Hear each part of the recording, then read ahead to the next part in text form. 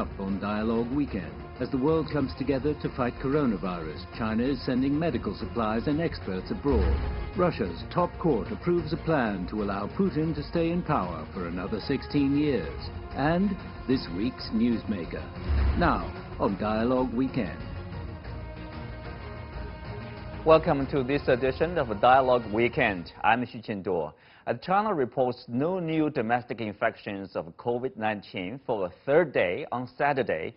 The coronavirus is taking its tolls in the rest of the world. In Europe, there are well over 100,000 cases and nearly 6,000 people have died. In the U.S., most states are imposing broad restrictive measures to fight the virus. But at the same time, it seems the effort from the White House is not all about containing the outbreak. Today, I'm joined via satellite by Professor Chen Hong from East China Normal University and Anna Tangen, an independent current affairs commentator. Via Skype from Rome, we have Francesco Sisci, senior researcher at China's People's University. Welcome to our show, gentlemen. Well, Mr. Francesco Sisci, Spain has just passed a tragic milestone when it became the second European country after Italy to report over 1,000 coronavirus deaths. How is the situation like in European countries? Well, unfortunately, the virus is spreading very, very fast all over the countries. And fortunately, the leadership of all the countries are now realizing fully the gravity of the situation and that serious measures have to be taken, and we are seeing in these coming hours, in these coming days, a stronger attitude of every government. Mm-hmm. Well, following up question, many people have this, there's a question mark, how is that the coronavirus has hit harder in European countries than in China, for example, given that it had weeks of a warning that the epidemic is coming to Europe? Well, I'm not so sure this is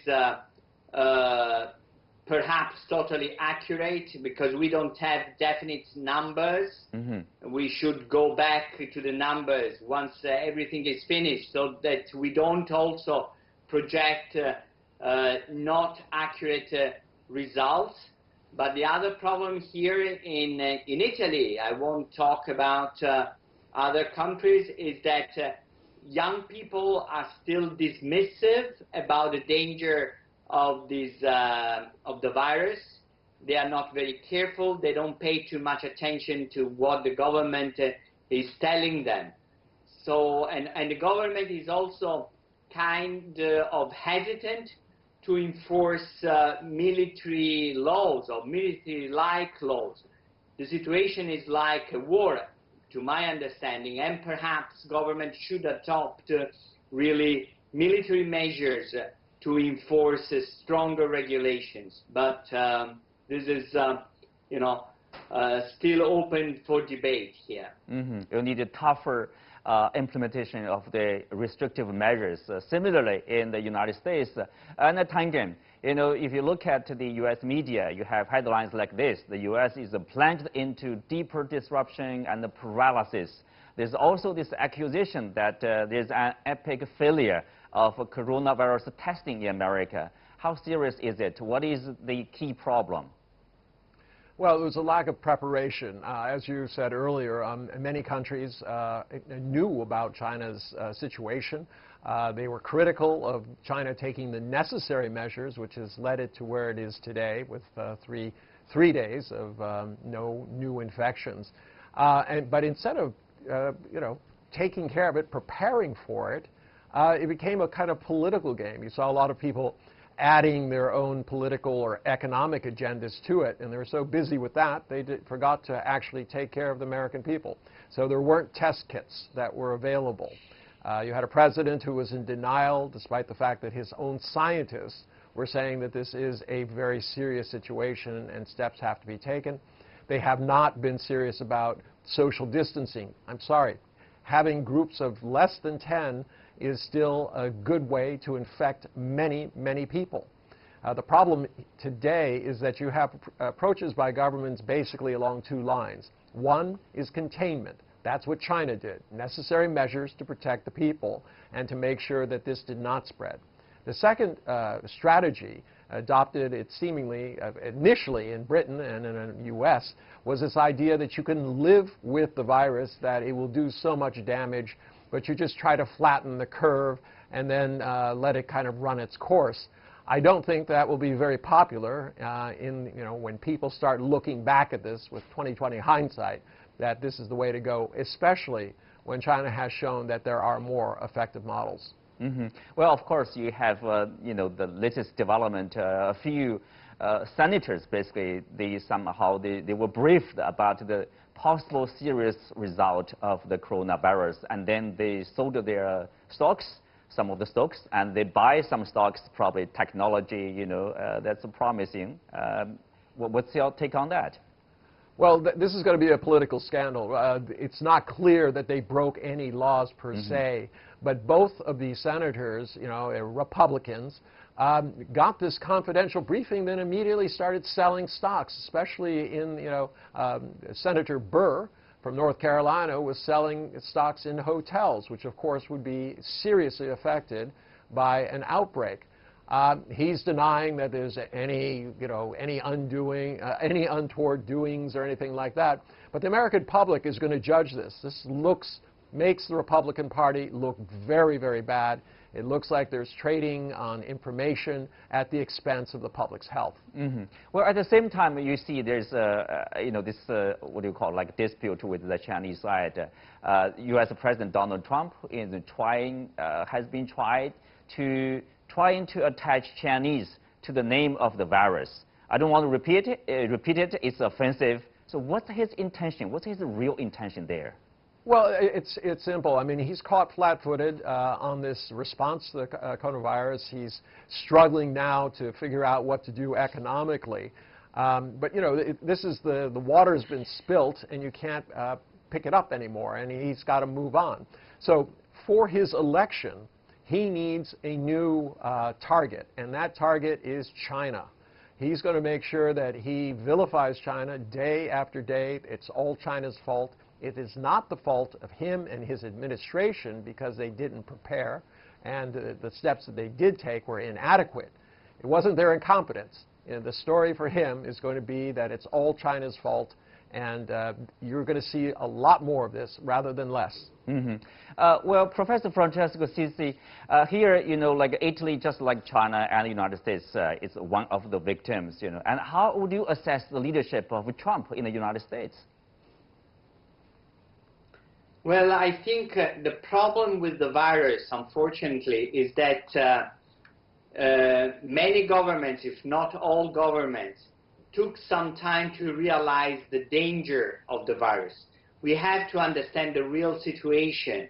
China took some time to realize how dangerous and politically and socially threatening would be the virus, because it has a strange curve. It doesn't kill immediately a lot of people, but it kills once it's spread all over a large population.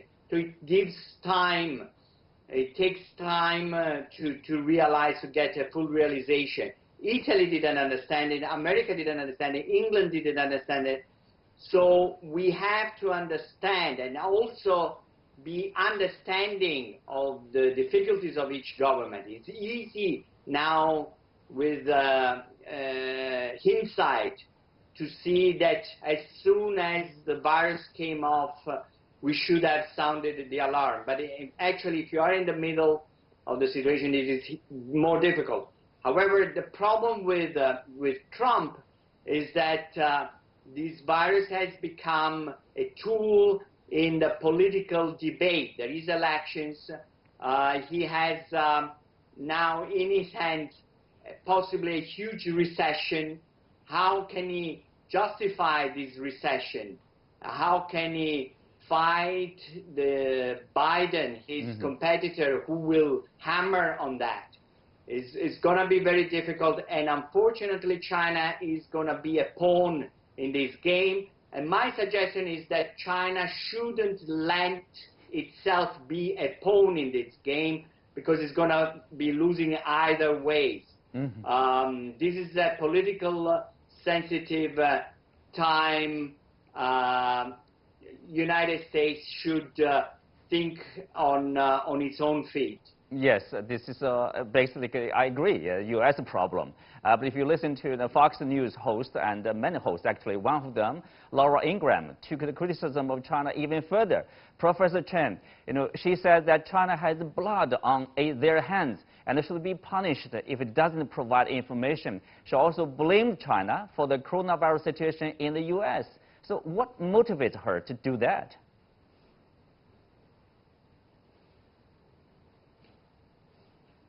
Well, I think actually the situation in the United States is that actually it is getting into a worsening situation because of a lack of preparedness, adequate preparation in the first place. So by and by, actually, people are really, finding themselves in such a kind of situation in which they need a kind of like explanation, like the previous two commentators just mentioned. That actually there's a lack of, adequate explanation. As a result, of course, shifting the responsibility by creating an external enemy. That is actually the most effective way for them to shift the responsibility and provide some kind of excuse to the American people. So this is actually the first place. And secondly, of course, talking about the virus as a Chinese virus is effectively trying to blame a whole ethnicity, a whole nation. That is actually for the United States commentators, think tank, academics as well as other people, including the president himself. I think actually by doing so, they are really stigmatizing, labeling, a whole nation, a whole ethnicity. I think actually this kind of label is not only about Chinese people in China, but actually about the ethnic Chinese people around the world. So this is the stigmatization is upon the whole ethnicity of the Chinese people. Well, speak of politicizing the whole situation, on Friday, the White House tweeted a video of Pompeo, Secretary of State, saying that China, Russia, Iran, and bad actors around the world are spreading misinformation and lies about the coronavirus. So while the U.S. itself is doing a great work, do you agree with him? The U.S. is doing a great work here?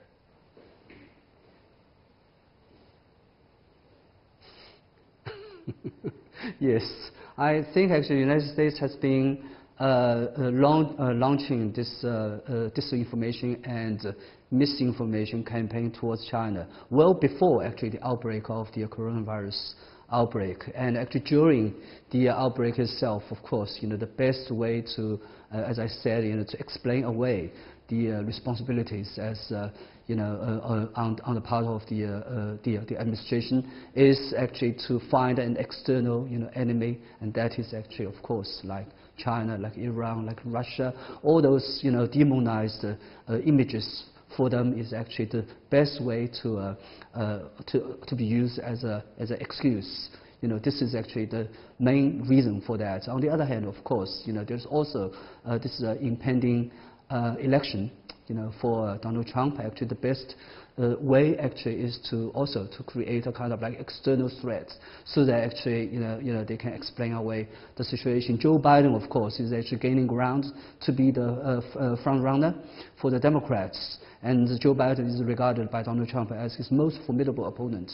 So in this way, actually, to be creating a kind of like external threats is the best way to fortify his own grounds, while also trying to combat internal opposition, that is Joe Biden and other opponents. Well, so China is becoming the scapegoat for their own failure. Well, let's move on to Russia. Russia's constitutional court has approved a law on constitutional amendments that could allow Vladimir Putin to remain in power for further terms. The law also needs to be approved in a national referendum in late April. So what is the key message of the new amendment and what its purpose?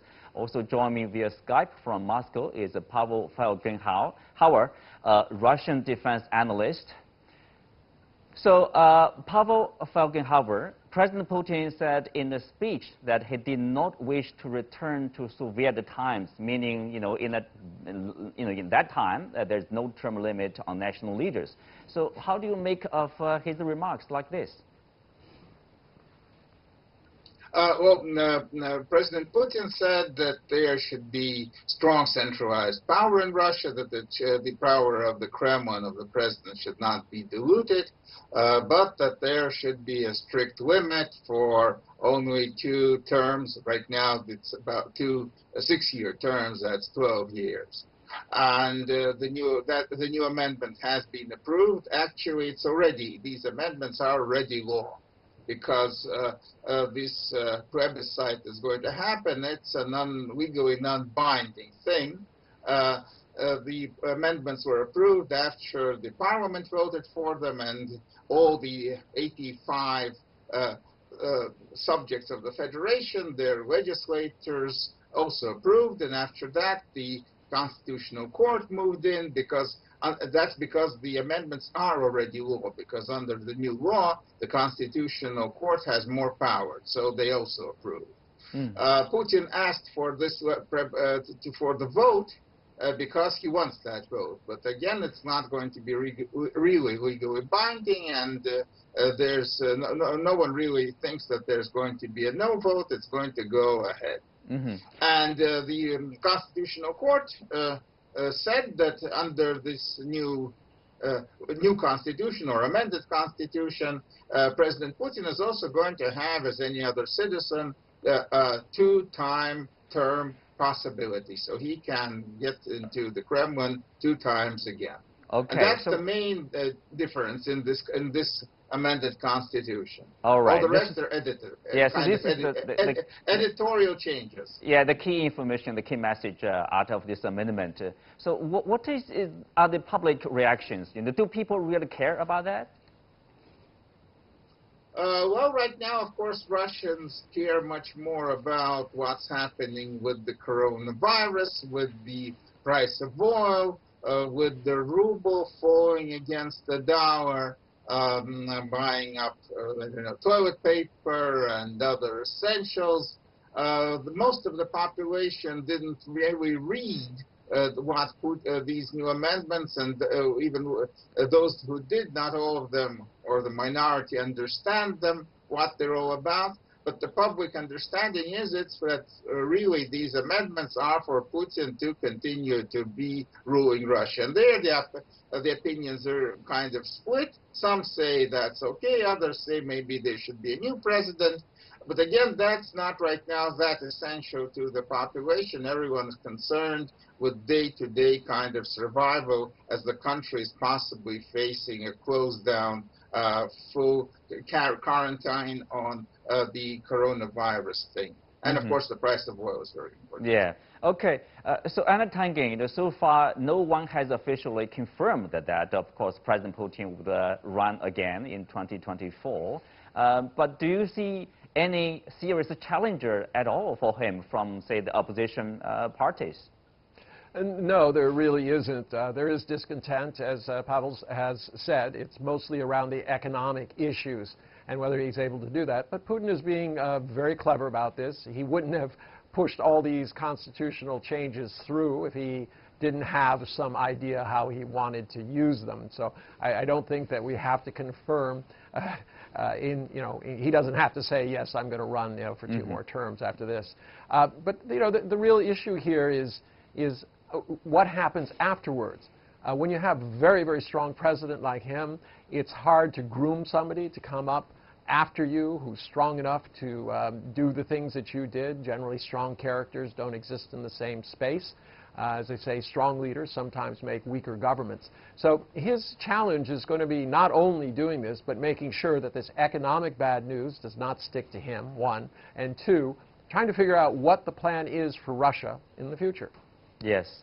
Well, Professor Chen Hong, according to Putin, the Constitution should remain a 2-term limit for the office of the president, but just not for now, as the threat to stability is rising domestically and internationally.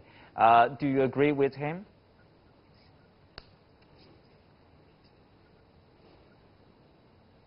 I think actually the most important thing for Russia is not about personality, but sustainability, reliability, and also continuity of policies. This is more important. Russia is facing with external, pressures and even threats, and also internal domestic difficulties. Against such a kind of background, actually, the continuity and stability of policies is more important.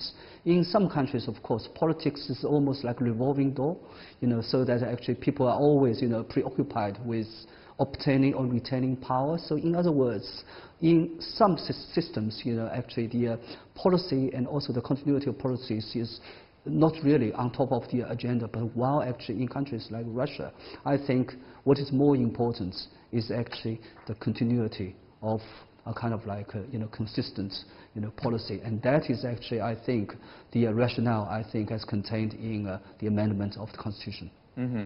Well, Pavel, the consistency, it has been 20 years since Putin first became the leader of Russia. So how do people see the past 20 years, under the rule of Vladimir Putin?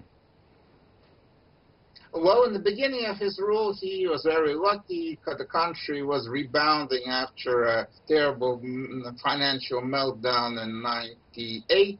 The GDP was growing, industry was kicking in because there was a stimulus of a fourfold devaluation of the currency, and the oil prices began to grow, and there was a period of at least 8 years of very strong growth, and a lot of it went to the general public, and everyone liked Putin very much.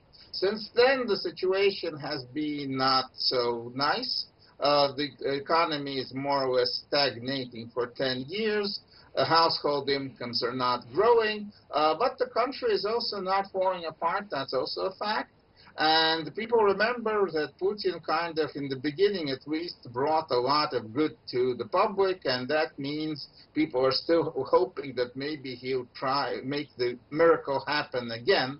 But are getting increasingly frustrated with one crisis after another, with stagnation.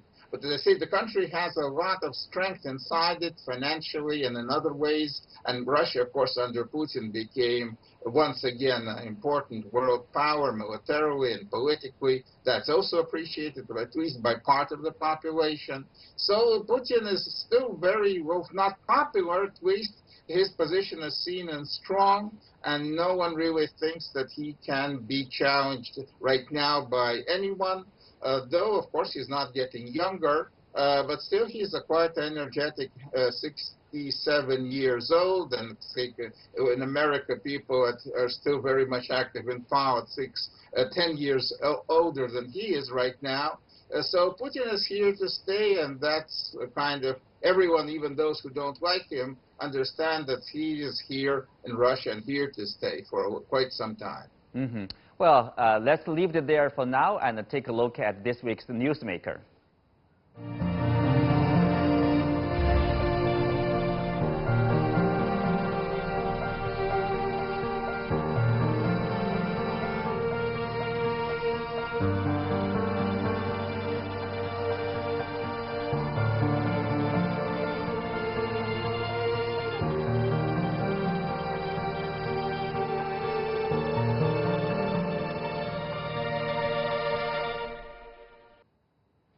Well, Tangen, Bill Gates stepped down from the board of directors. So how should people understand his latest move?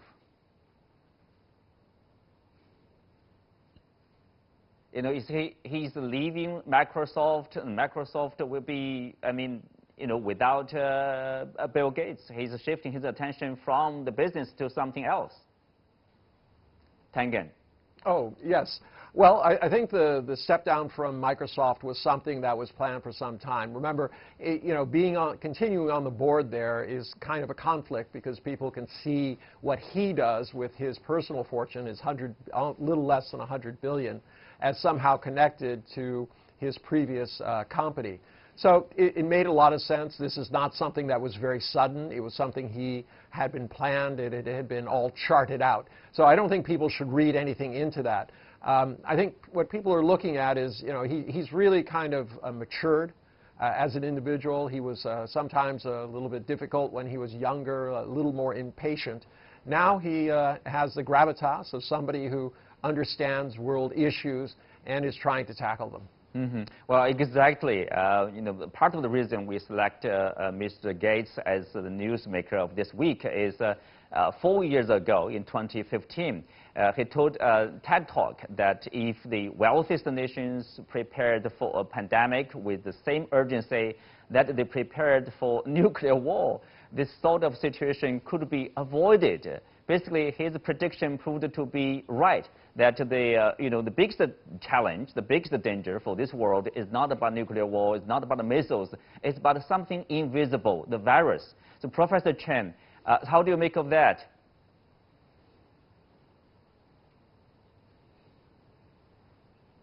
Well, I think Mr. Gates' foresight is really, quite remarkable.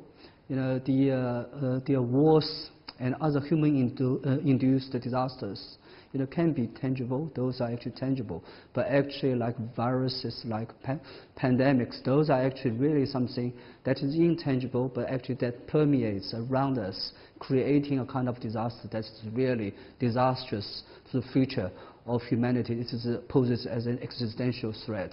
So I really believe that actually humanity in this regard, like Mr. Gates has been doing, is actually to promote humanitarian efforts. These are very important.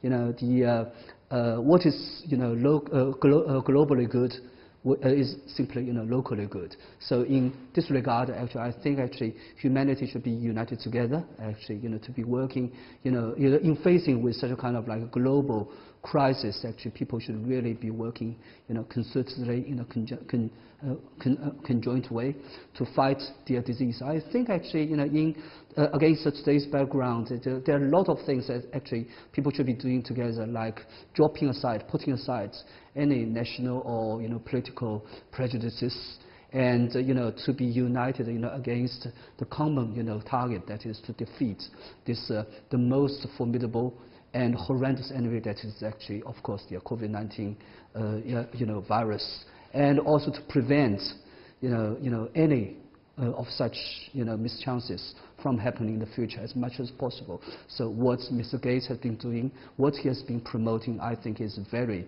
conducive to that target. Mm-hmm. Well, Anna, Mr. Gates has talked about the prospect of a global pandemic. Somehow that prospect was overlooked by global governments, actually, even after, say, Ebola and other kinds of threat, the virus. So, why did the world government somehow simply, not prepared well enough for a crisis like a coronavirus?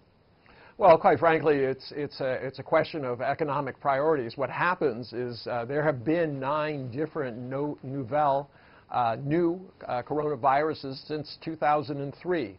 So when those happen about every year and a half, there's a big panic.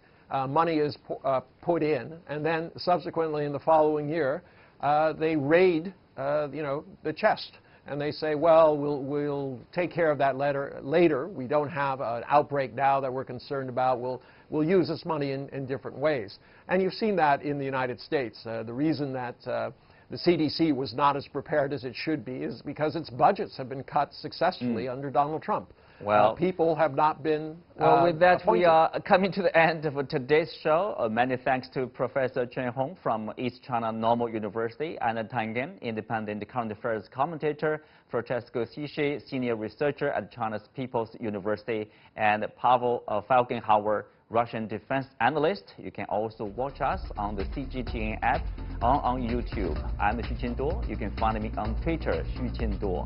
Thank you for watching. See you next time.